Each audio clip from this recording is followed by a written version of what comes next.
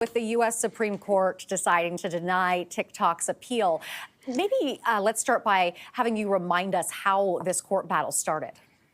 It started actually during Donald Trump's first administration. He is the president who initially tried to get the company banned. He issued an executive order that basically tried to do the same thing as this current law: sell to an American company or risk being cut off in the U.S.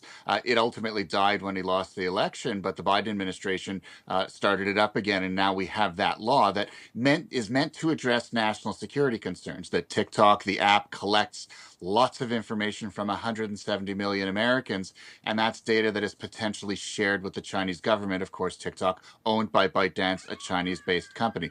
That's what this is all about, and that's ultimately what the Supreme Court case was all about. Was the company said, you're violating our First Amendment rights in sort of in taking this away. The Supreme Court begged to defer, essentially said, no, national security trumps all. So, for TikTok users in Canada, if we sign in on Sunday, is it going to look different?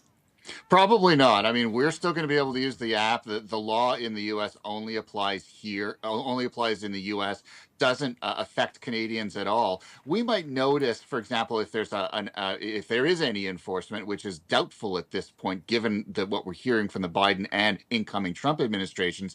But assuming there is, there may be some videos that don't run properly. There may be some error messages here and there. But generally speaking, the platform is expected to work as it currently does, at least for Sunday. Whole different ballgame on Monday when the new administration is inaugurated, at which point Donald Trump has basically said he intends to ensure that TikTok does have a future in the U.S.